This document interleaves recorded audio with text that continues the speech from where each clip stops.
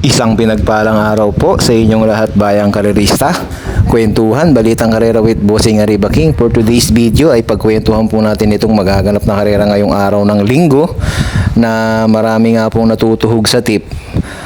Siguradong magiging mga Yamado outstanding at siguradong aasahan ng mga maliliit nating mga bayang karerista yan. Yung mga Yamado ngayon na siguradong ko sila mananalo, siguradong magkakalyamaduhan dahil puro tuhog nga po sa tip bayang karerista. Tara tignan po natin bayang karerista.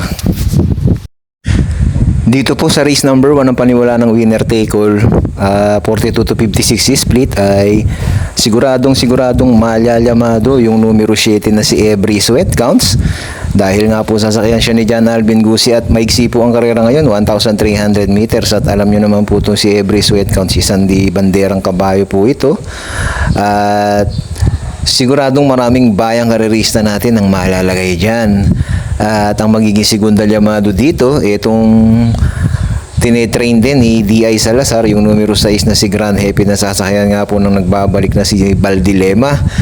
At ito pong dalawa na to, bayang karerista, yung 6 at yung 7, parehas po na tinetrain na D.I. Salazar. So, kung di po ako nagkakamali, bayang karerista, isang kwadra po ito sa 6 at 7. Kaya sigurado yan ang mag-AAB bayang karerista at mananalo nga kaya yan ngayon bayang karerista, ilalabas kaya nila ngayon yan bayang karerista dahil kung titingnan din po natin ay medyo may kalamangan ng kaunti ito si Grand Happy at ito si Every Sweat Counts dito sa grupo na to at kung sakasakali man na ito si Circle of Love, bandera kasi ito si Circle of Love at ito si Amazing ay isabay din.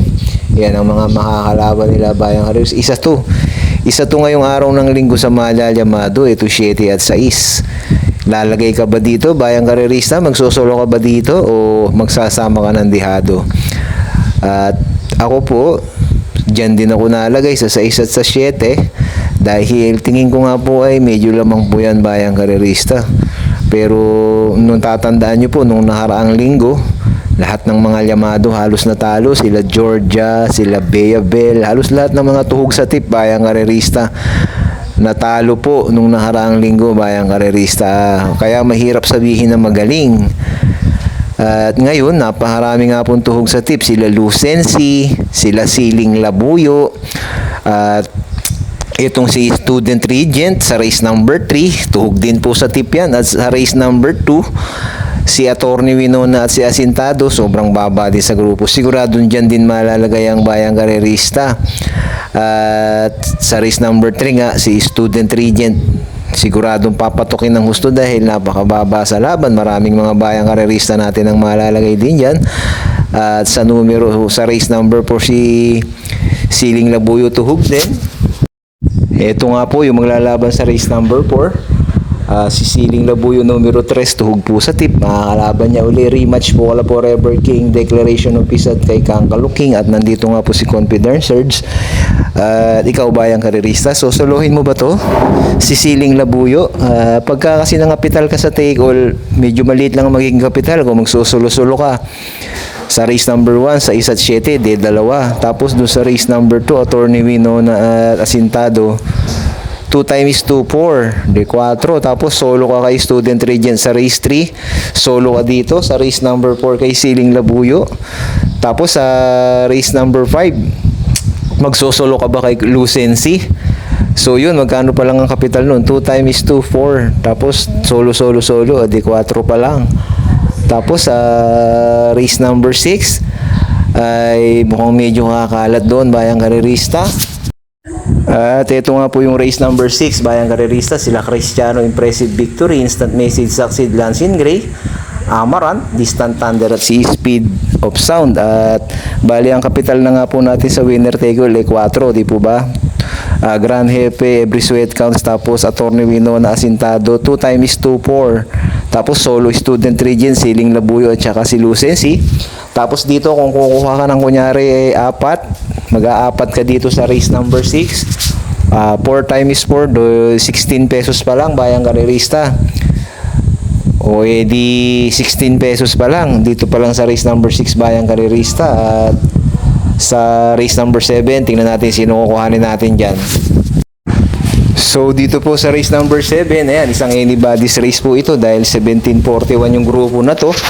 At sila Anna Prey, Quiet Thunder, G's Favorite, Premiado, Barako Eagle, Shining Angel Heritage, Ma'am Jen at si Alpha Miss.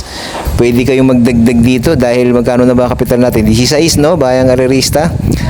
Bali 2 times 2, 4, tapos times dito dun sa may kalano, 4 tayo sa race number 5. O edi ilan yun? Bali yun nga, 16. Tapos dito pagpalagay mo na, kumuha ka ulit ng 4, kukuha ka dito ng G's Favorite, tapos yung numero 1 Anna Prey at Quiet Thunder, tapos Barako Eagles, at saka itong numero 9 na si Alpha Miss. So 16 times 4, bali ilan yun? Bayang karerista, 16 times 4, 64. 64 na yung 64 times 2, 128 bayang karerista. Sa 128 po na kapital sa winner take all, bali yun nga po ang nakuha natin doon, si Every Sweat Counts Grand Happy sa race 1, sa race 2 Asintado at Attorney Winona, tapos solo nga tayo kay Student Regent, tapos solo tayo kay Siling Labuyo, tapos Lucency sosolohin natin, tapos sa race number 6 nga po kukuha tayo ng Distant Thunder, tapos Lansing Gray.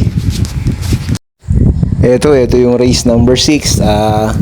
Yan, kukuha tayong Distant Thunder isa, tapos Lansing Gray, tapos si Instant Message isama natin, at ito nga po si Impressive Victory na maganda ay kinikilo. So 4 tayo dito, kaya 16 times 4 times 4, 60, tapos 16 times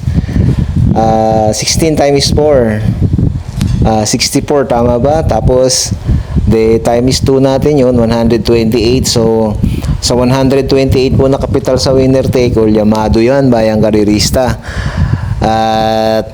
Pero ako tingin ko possible din to na mga Yamado na to, tingin ko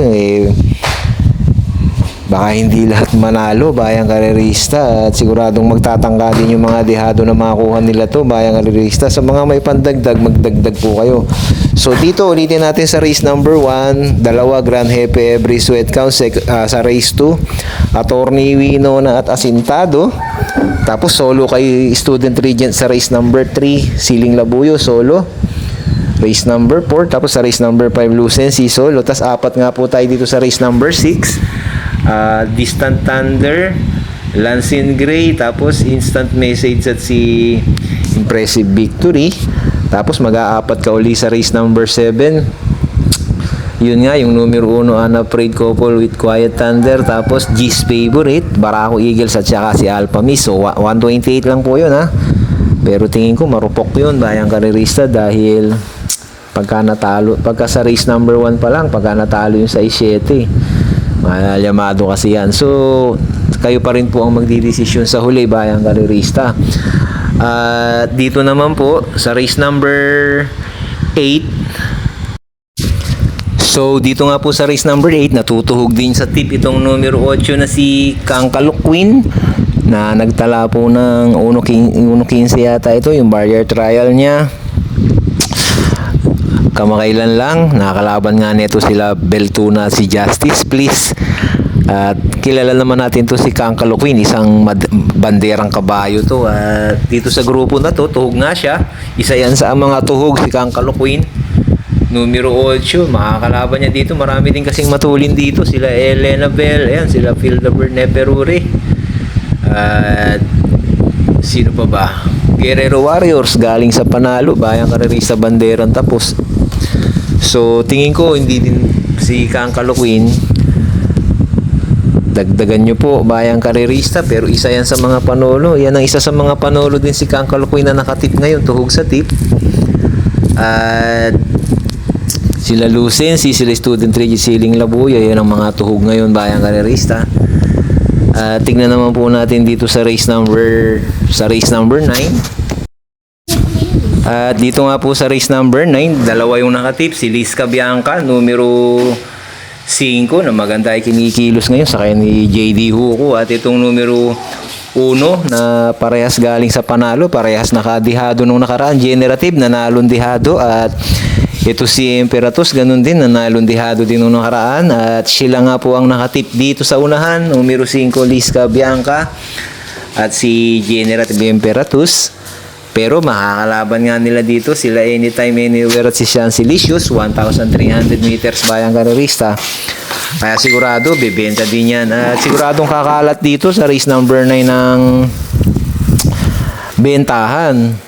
So sa winner take all nga natin, sa first winner take all, kung maglalamado. Pero kung sosolohin mo si Every Sweat Counts, solo si Attorney Winona, solo Student Regent, solo yung Siling Labuyo, solo yung Lucency. O so yun, 2 piso pa lang bayang karerista. Pwede kang magmarami sa race number 6 at sa race number 7. Pero nasa sa inyo pa rin po palagi ang huling desisyon bayang karerista. So ano sa tingin nyo dito sa araw ng linggo bayang karerista? Patok ba lahat ng mga nakatip sa unahan na itong mga malyalyamado na to? Sila Lucency, Student Regent at sila Siling Labuyo, Kangkalukwin. O may mga long shot na mananalo ngayon bayang karerista sa PJC. At sigurado pag sa PJC, pag sa mga long shot ang natalo, pag natalo yung mga lamado na yan, baka mamaya 1 winner, 2 winner, 3 winner na naman ang winner take all bayang karerista. Alam nyo na. So maraming salamat sa inyong lahat bayang karerista. Paalala ko lang, lagi kayong magsasama ng mga dihado bayang karerista na sa ganun, matalo man yung lamado, meron kayong pamproteksyon, meron tayong pamproteksyon na dihado. So good luck po mamaya sa araw ng linggo bayang karerista, ha, sa ating lahat. Good luck po, at alam nyo na sa huli, kayo pa rin palagi naman ang masusunod. Salamat po sa pakikipagkwentuhan nyo. Good luck po.